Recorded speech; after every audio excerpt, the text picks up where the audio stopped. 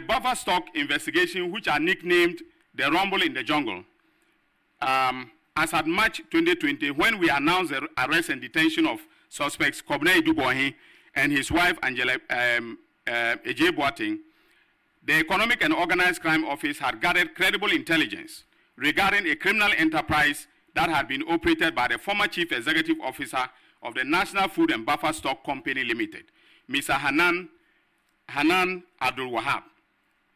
Initial estimate put the amount of money pilfered by Mr. Abdul Wahab and his collaborators at the time at around 58 million Ghana cedis, far in excess of the 49 million suspected to have been stolen by Mr. Edubohe and his co-accused persons.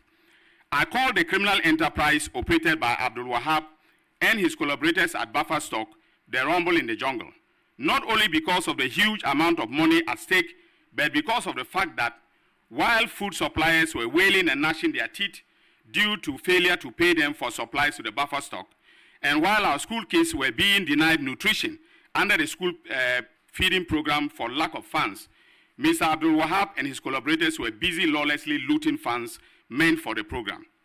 That is jungle behavior. The informal meaning of the word rumble is to discover illicit activity or the perpetrator of the illicit activity.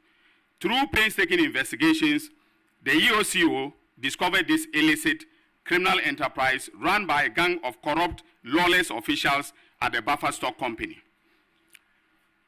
On June 25, 2025, the EOCO conducted a coordinated operation based upon their initial investigations, which resulted in the arrest of Mr. Abdul Wahab, former chief executive of Buffer Stock, his wife Faiza Seydou Wuni, and then James Atieku, the Buffer Stock manager for the northern sector, who was based in Tamale.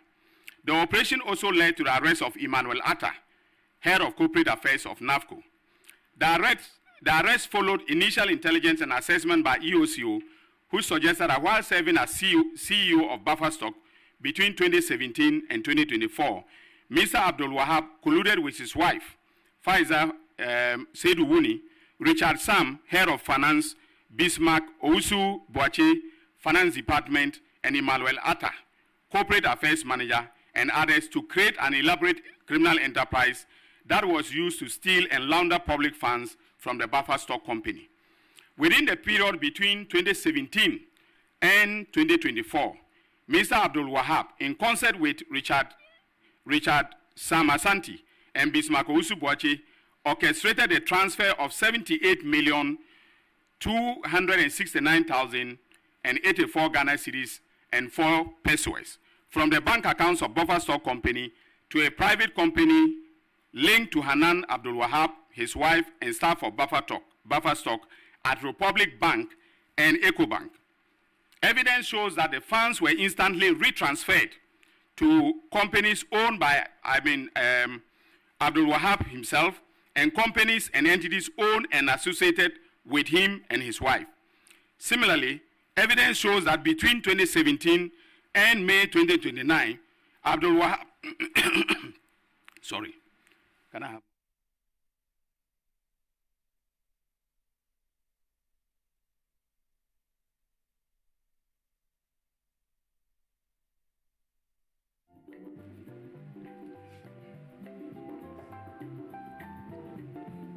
Let me take that again. Similarly, evidence shows that between December 2017 and May 2019, Hanan Abdul Wahab transferred 5,495,780 Ghana cedis and 36 pesos from Buffer Stock company accounts to 2 bank accounts belonging to Aludiba Enterprise, one of his companies, at Republic Bank and ABSA. Aludiba Enterprise is not a registered supplier of Buffer Stock Company. Hanan Abdul Wahab, between 2019 to January 2022, also orchestrated some suppliers to transfer an amount of 11,998,830 Ghana cedis, 48 pesos, to an entity owned by a staff of Buffer Stock, and later instructed the staff to retransfer the funds to a company owned and run by himself and his wife.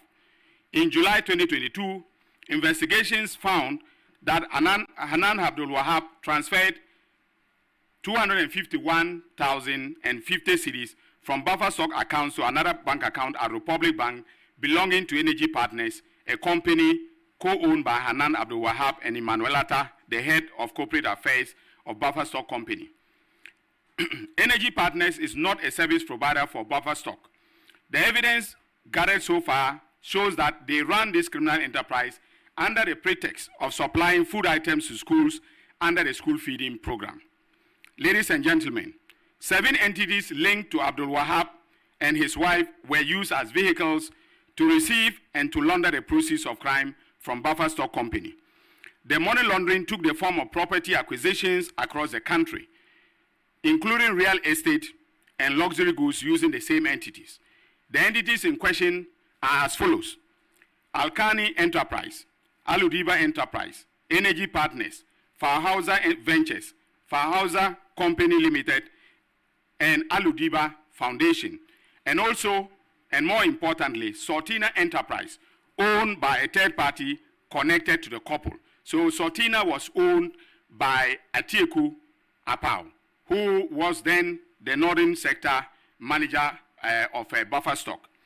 Bank documents obtained by EOCO revealed that within the period that the suspects operated this criminal enterprise, Mr. Abdul Wahab and his wife and their entities became the largest depositors at Republic Bank, and the branch was at Labone branch. Investigations established that in 2018, Sautina Enterprise, an entity owned by James Atieku Apau, applied to become a licensed supplier to the Buffer Stock Company. This application was approved by his boss, Hanan Abdul Wahab, knowing very well that the approval placed James Atieku Apau in a conflict of interest situation. Because he was the manager of Buffer Stock in the Northern Sector, he formed a company and became a supplier to Buffer Stock. So on account of that alone, I can succeed on a charge of using public office for profit. Documentary evidence from bank accounts of Buffer Stock revealed that between 2018 and 2024, Buffer Stock transferred a total of 78,369,082 cedis and 4 pesos to Sautina Enterprises bank account at EcoBank and Republic Bank respectively. The payments were supposedly to pay for food supplies made by Sautina to schools under the school feeding program. Verified records, including way bills and store receipt vouchers from Buffer Stock, however, indicated that only 27,389,872 cedis out of the payments to Sautina were backed by supplies. There is no evidence whatsoever that the remaining 50,879,021 cedis and 4 pesos paid to the enterprise was backed by food supplies or any service rendered to Buffer Stock. A review of Sautina bank account revealed that the bulk of the payments which Buffer Stock made to Sautina Enterprises bank accounts, about 98% of the over 78 million, were instantly retransferred to Sautina Enterprise, Farhauser Ventures, and other entities owned and controlled by or affiliated to Hanan Abdul Wahab and Faiza Seydou Wuni, his wife. Under interrogation, Mr. Atieku Apau stated that although some of the funds received into Sautina's EcoBank and Republic Bank accounts were for the few genuine supplies backed by way bills and store receipt vouchers, in most instances, no supplies were made, but he noticed that Buffer Stock kept making payments to his company, Sautina Enterprise. He also admitted that other third-party companies, which our investigations have established to be licensed buying companies or suppliers to Buffer Stock, also made several payments into Sautina's account. He said he neither knew the promoters of these companies, nor did his company have any business dealing with them. He had no explanation as to why millions were transferred into his company's bank account, but observed that those payments, whether from Buffer Stock or from third parties, were made into Sautina's account on the instruction of his boss, Hanan Abdul Wahab. He further explained that whenever such payments were deposited in Sautina's account, He was prompted by Hanan Abdul Wahab to expect the transfer and was later instructed on where to move or retransfer the funds. In effect, Sautina became a conduit for Hanan Abdul Wahab and his wife to steal buffer stock funds without easy detection. Transaction analysis of Sautina's Republic Bank account and entities used as vehicle to launder the proceeds of the criminal enterprise established by Hanan and his wife corroborated the claims made by Mr. James Atiku Apau. For example, a review of some of the retransfers of the funds paid to Sautina Enterprise by Buffer Stock Company revealed as follows. From Sautina Enterprise to Hanan Abdul Wahab, 60,179,137 Ghana cedis.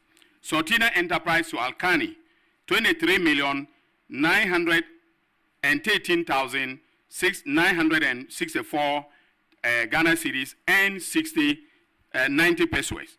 From Sautina Enterprise to Fahauza, 500,000 Ghana cedis. Sautina Enterprise to Chain Homes, 550,000, making a total of transfers that we've tracked, from across the bank accounts of 40,493,102 Ghana cedis and 15 pesos.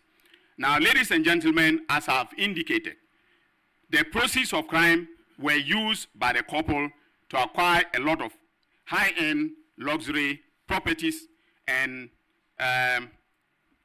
especially real estate across the country.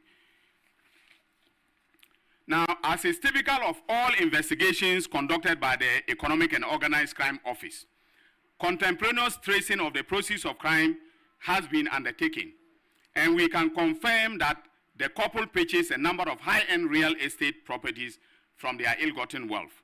The properties are as follows. 1, a 5-bedroom house bought from Chain Homes Limited between February 2019 and December 2020 at a cost of $1,625,000. Of this amount, $5,758,165 Ghana cedis, that is the equivalent of 230,841 United States of American dollars, was paid directly from the accounts of the investigated entities. The balance was paid in cash to Chain Homes by the couple. Now, in criminal investigations, when large cash sums are being used to pay, that is prima facie evidence of money laundering. In July 2020, the couple purchased a 3-bedroom house at Cantonments from Golden Coast Developers Limited at a cost of 600,000 United States of American dollars, using two of their companies, Fahauza Ventures, owned by the wife, and Fahauza Company Limited, owned jointly by the couple. The land documents were, however, registered in the name of their wife. Between October 2019 and February 2021, the couple purchased plots at Fanali's airport development site for 750,000 United States of American dollars. The total payments were made in cash in the name of Faiza Said Wuni. We have the cash, receipts from the developer. Subsequently, in July 2021, Faiza Said Wuni signed a contract with a construction company, Mendaha and Souza Construction Limited, at a cost of 691,650 United States of American dollars to construct the shell and the core of the building. This excludes the cost of architectural designs from Ansara Architecture Pty Limited, based in South Africa. The building sitting on 3 plots is now estimated to be valued at $2,500,000 United States of American dollars. The couple also purchased 0.32 acres of government land from one Anthony Duke Essien, a known government land sales agent named in both the demolition of the Nigerian High Commission and the sale and demolition of the Bulgarian consulate. Duke Essien used his sister, Antoinette Chibodaku, a staff of the Dankwa Institute, as a front to purchase from the Ministry of Lands and the Ministry of Lands and the Lands Commission at a price of 307,200 Ghana cedis. Duquesne then instantly sold the land to Hanan Abdul Wahab and received about 2,567,000 Ghana cedis. The payment came from the criminal proceeds from buffer stock through Sautina Enterprise and through Alkani and Hanan himself to Anthony Duquesne. On the instruction of his brother, Duquesne, Antoinette then wrote to the Lands Commission in March 2020 to instruct them that the lease should be in the name of Hanan Abdul Wahab. In May 2020, she made a U-turn and wrote to the Lands Commission to withdraw the documents bearing the name of Hanan Abdul Wahab and now replaced it with the name of the wife, Faiza Seidu Wuni. The couple developed 4 units of 4-bedroom apartments on the said land. The property is yet to be valued by our investigators. Now, ladies and gentlemen, other properties acquired by the couple are as follows. A 17-bedroom boutique hotel at Gumani in Tamale, in respect of which the couple used Fauza Company Limited to sign a franchise with Villa Monticello for the price of $250,000. In other words, $250,000. So they wanted Villa Monticello to run it as if it is a Villa Monticello hotel. So they paid $250,000 to Villa Monticello, in order to hide the identity of the hotel. But we've been able to dig in, and we've gotten all the evidence, including all the receipts from Villa Monticello. There is a 4-bedroom bungalow situated at Jolo, Accra, valued at 4.1 million cedis. 3-story building, that is Chicken Republic, the Chicken Republic building in Tamale, situated at Estate Junction, Tamale. 5-bedroom mansion at Canville, Dorado Street, Tamale. 3-bedroom house, Palissy, Tamale. 1-story building, number 10 Selby Gardens, Achimota, Accra. Then a 0.27 acre plot of land, Estate Junction, Tamale. 0.29 acre of land, close to Workers College, Tamale. We have also frozen all these assets and will be taking steps to have them confiscated to the state in the course of the criminal proceedings. We have no doubt in our minds that these properties were bought from the proceeds of crime. When interrogated, Faiza Wuni, the wife of Anan, said she was a housewife being paid 5,000 Ghana cedis a month by the husband. So that is the legitimate income that we know. We have also taken note of the legitimate earnings of Hanan Abdul Wahab when he was appointed. His initial salary from 2017 was 14,000 Ghana cedis, a little above 14,000 Ghana cedis. He exited buffer stock in December 2024 with a salary of 28,000 per month. Now, ladies and gentlemen, do your mathematics. All right, and there are no other sources of legitimate earnings apart from these that I have named. Do your mathematics and tell me, in good faith, whether a couple earning this amount of money can buy a house costing 1.6 million United States of American dollars at chain homes. That is a question not for the gods, but for us as citizens to be able to answer, and answer very well through the accountability process. And that is why I keep saying that it is important that we we do painstaking investigations, because without the painstaking investigations that were done quietly, we started this in February. In February 2025, this investigation started in February 2025. And it is now that we have the results. As I have also told you, the oral reports are still coming into my office. Now, those who are pushing me to go to court and who are saying that by now convictions should have been obtained, I know you are Ghanaians, you have legitimate expectations of your government officials, including the president and the attorney general. But we need to do a good job. Accountability costs resources. Accountability, takes time. And so it is important that Ghanaians are patient so that we have the kind of results that I'm announcing today. Not that I will rush to court. Defense lawyers will come and raise objections, throw my case out, and then the same Ghanaians who wanted me to go to court expeditiously will now turn around and say that Ayine is an incompetent attorney general. I was never an incompetent lawyer in private practice. I don't want to be an incompetent lawyer in public service. So I want us to take our time to do the kind of work that I'm announcing today. And I want to also let you know that I'm under no pressure from any quarters to cut any deals. Mr. President, who is my boss, has never put pressure on me. On the contrary, when I brief him, he gives me his blessing. He doesn't even express an opinion one way or the other. He says, Dominic, I've heard you. All right? The Chief of Staff has never put pressure on me to cut a deal with anybody. The Secretary to the President, Dr. Kalisus Mahama, has never put pressure on me. On the contrary, he encourages me. He says the work is stressful, but I should keep on. The Legal Counsel to the President, my former boss, has never put pressure on me to cut any deal. Offers have been made, and I have turned all of them down. I have told everybody, please go to the court. If you want a pleas deal, I'm filing cases. In the Wontumi case, offers were made to us for a plea deal. I said, no, I'm filing charges. If you want, announce your intention for a plea deal to the judge. That is now my strategy.